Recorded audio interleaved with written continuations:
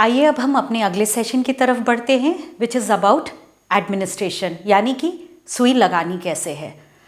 तो जैसे कि हमने देखा कि सुई लगाने से पहले हमें यह तय करना ज़रूरी है कि उसको सुई दी जा सकती है या नहीं, जो कि एक MBBS डॉक्टर द्वारा ही होना चाहिए। तो इसी तरह से सुई लगाने के लिए भी एक ट्रेंड MBBS डॉक्टर भी लगा सकते हैं या कोई भी ट्रेंड नर्स, ANM, कोई भी जो अस्पताल में उस समय मौजूद हो वो भी सुई लगा सकते हैं। तो जब हम एडमिनिस्ट्रेशन की बात करते हैं, और जो पहले सेशन हो भी चुका है आप लोगों का टेक्निकल एस्पेक्ट में, उसमें हम सब ने जाना और सीखा था कि MPA 2 किस्म से दे दिया जा सकता है, यानी कि ये इंट्रामस्कुलर भी दिया जा सकता है जो कि वायल फॉर्म में आता है और इसको हम सिरिंज में भर के महिला को लगाते हैं, और एक सबक्यूटेनियस वर्जन भी इसका आता है। तो यहाँ फिर से मैं दोहराना चाहूँगी कि दोनों ही सेम है, यानी कि इनकी जो विशेषता है, इस मेथड की जो विशेषता है वो सेम है, पर लगाने का तरीका अलग अलग है। चाहे तो हम इंट्रामस्कुलर लगा सकते हैं या सबक्यूटेनियस, पर अगर अभी की हम स्थिति देखें तो ज़्यादातर अस्पतालों में हमारे पास वायल्स उपलब्ध है, यानी कि हम इसको इंट्रामस्कुलर रूट के माध्यम से लगा सकते हैं। तो लगाने से पहले हमें यह भी तो जानना ज़रूरी है कि हम इसको स्टोर कैसे करते हैं, चाहे वो वायल हो चाहे वो यूनिजेक्ट हो। तो स्टोरेज का तरीका दोनों का ही सेम है, एक ही तरह से हम करते हैं। और स्टोरेज, जैसे कि हम लोग जानते हैं कि हमें इस बात का ध्यान रखना चाहिए कि वायल या यूनिजेक्ट इसको हमें रूम टेम्परेचर पे ही स्टोर करना चाहिए, यानी बिटवीन 15 to 30 डिग्री सेल्सियस। इसके अलावा यह भी ध्यान रखना चाहिए कि जहाँ पे भी हम वायल्स रखें या यूनिजेक्ट को रखें, वहाँ धूल ना आती हो, वो सूखी जगह हो और बहुत ज़्यादा सनलाइट की तरफ एक्सपोज्ड ना हो। और एक चीज़ का तो विशेष तौर पे ध्यान रखना है कि हमको इसे फ्रिज में नहीं रखना है, हमें रेफ्रिजरेट नहीं करना है और ना ही फ्रीज़र में रखना है। हाँ, अगर हम चाहें तो कबर्ड में रख सकते हैं, बट फिर भी ध्यान रखना पड़ेगा वहाँ पे भी कि वहाँ पे सूरज की रोशनी डायरेक्ट ना आती हो।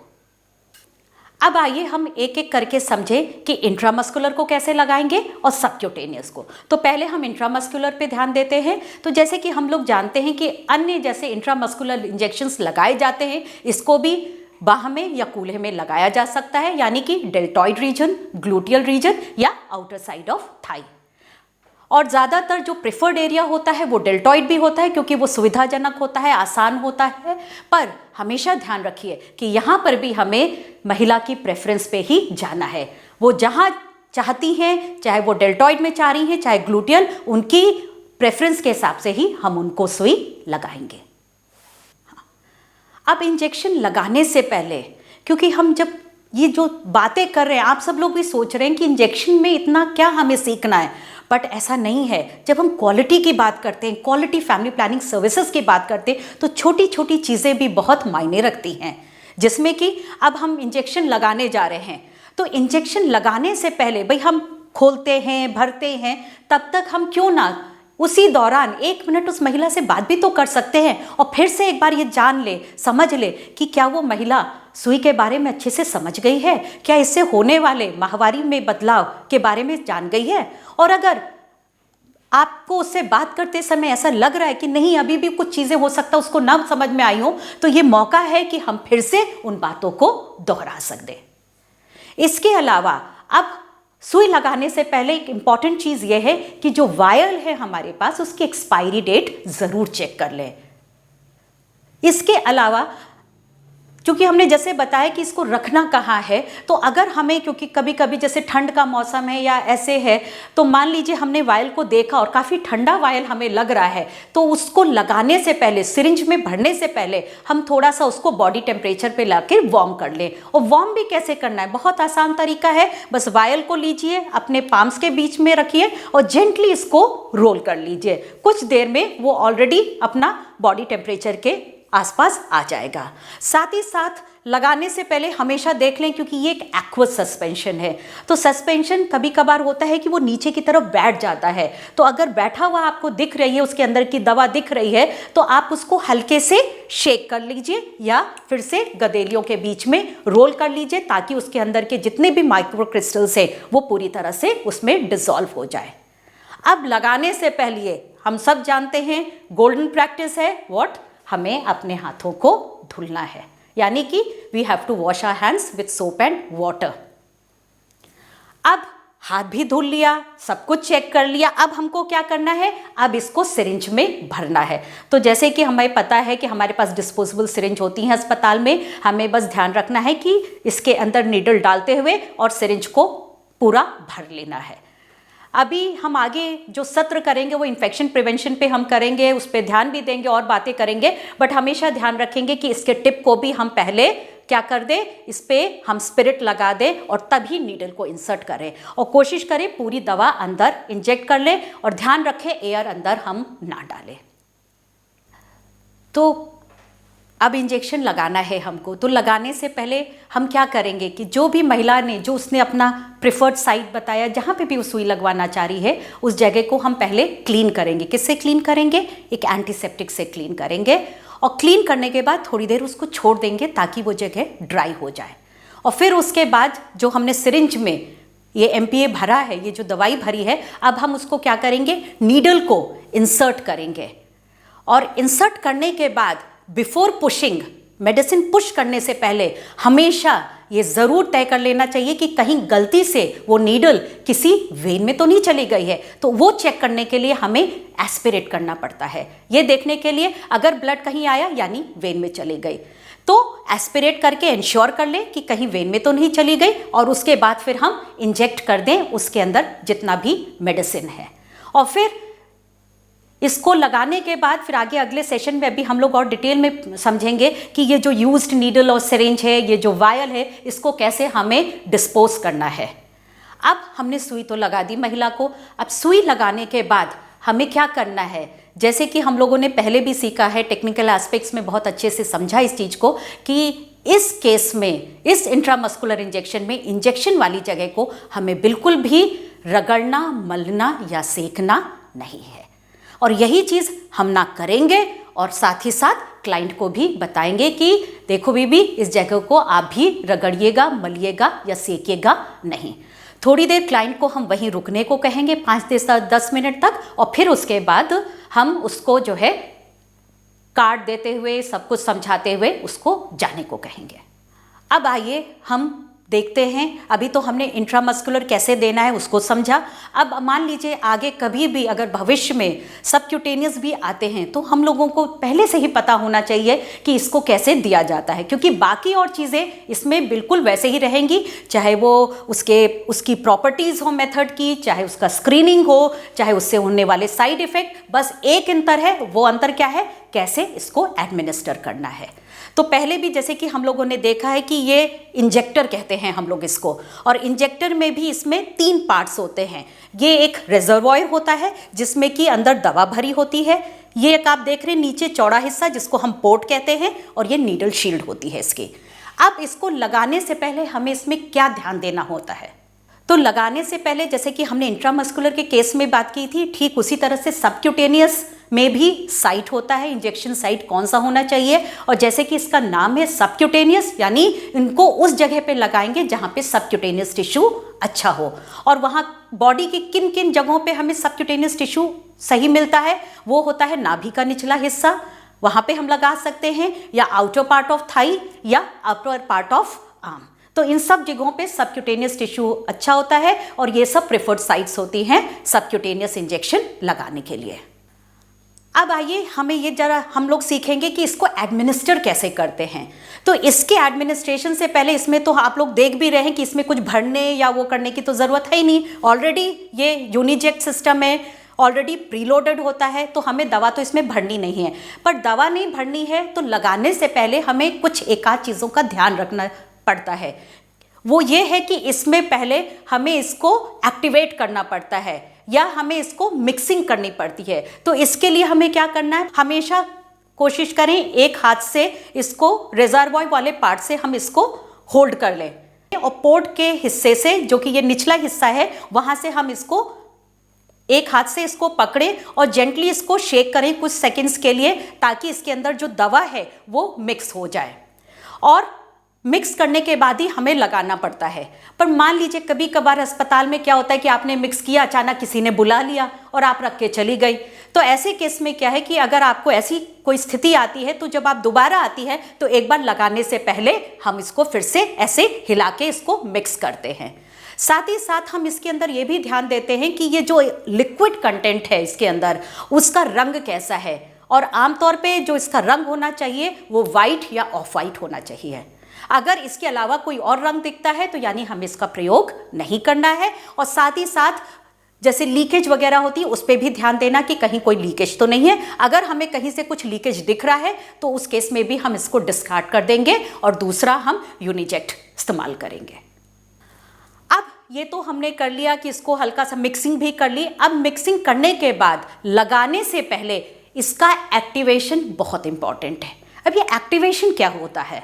तो बेसिकली एक्टिवेशन में हम क्या करते हैं कि जिस हाथ से हम पकड़े हुए थे पोर्ट की तरफ से, उधर हम वैसे ही पकड़े रहेंगे और दूसरे हाथ से हम क्या करेंगे, इसके नीडल शील्ड को पकड़ेंगे। और आप लोग देख रहे हैं कि इसके बीच में ये गैप है। हमको क्या करना है इस एक्टिवेशन में, बस यही करना है कि इस नीडल शील्ड को पोर्ट की तरफ पुश करना है ताकि ये गैप खत्म हो जाए। और इस गैप को ही हटाने का मतलब होता है एक्टिवेशन। जैसे ही हमने ये नीडल शील्ड को पुश किया पोर्ट की तरफ, तो यानी कि ये क्या हो गया, यूनिजेट एक्टिवेट हो गया। तो अब देखा ये अब एक्टिवेटेड है। एक्टिवेटेड का मतलब अब हम महिला को लगा सकते हैं। तो लगाने से पहले हमें क्या करना है, फिर से वही कि जो भी इंजेक्शन साइट है वहाँ पे जाएंगे, उस एरिया को क्लीन करेंगे और फिर उसके बाद हम क्या करेंगे, इसका जो ये कैप है, ये नीडल कैप है, इसको निकालेंगे और उस लेफ्ट हैंड से हम क्या करेंगे, महिला का सबक्यूटेनियस टिश्यू जिस हिस्से में भी हम लगा रहे हैं, अगर हम नाभि के निचले हिस्से पे लगा रहे हैं तो उस हिस्से लेफ्ट हैंड से सबक्यूटेनियस टिश्यू को पकड़ेंगे और फिर क्या करेंगे, सीधे एकदम इरेक्ट ये नीडल अंदर इंसर्ट कर देंगे। और ये नीडल जैसे ही इंसर्ट करेंगे अंदर चली जाती है। और इसका पहचान ये होता है कि जब आप नीडल इंसर्ट करते हैं तो ये पोर्ट स्किन सरफेस को टच करनी चाहिए। जैसे ही पोर्ट स्किन सरफेस को टच करता हुआ दिखता है, बस अब अगला काम हमें क्या करना है, इस रिजर्वॉयर को प्रेस करना है। और इस रिजर्वॉयर को हमें झटके में नहीं प्रेस करना है, हमें आराम से प्रेस करना है, जेंटली प्रेस करना है ताकि दवा अंदर चली जाए। फिर उसके बाद क्या हम करेंगे, जैसे ही पूरी दवा अंदर चली जाती है हम इस इंजेक्टर को बाहर निकालेंगे और हमने क्या कर लिया, महिला को जो इंजेक्शन ये देना था सबक्यूटेनियस रूट के माध्यम से, वो हमारा काम हो गया। अब हमने सुई तो लगा दी, यानी ये सबक्यूटेनियस रूट के थ्रू। और अब हमें क्या पोस्ट इंजेक्शन केयर पे ध्यान देनी चाहिए, स्पेशली सबक्यूटेनियस के केस में। तो यहाँ एक छोटी सी चीज़ का अभी भी हम फिर से ध्यान देंगे कि लगाने के बाद जिस हिस्से में हमने लगाया था फिर से एक बार चेक कर लेंगे कि कहीं वहाँ पे मेडिसिन लीक तो नहीं कर गई है। वैसे तो होता नहीं है, बट कभी कभार अगर लीक कर जाए और हमें वो दिख रही है, स्किन पे कोई गीली गीली चीज़ दिख रही है, तो इसका मतलब अब ये है कि हो सकता है पूरी तरह से दवा अंदर ना गई हो।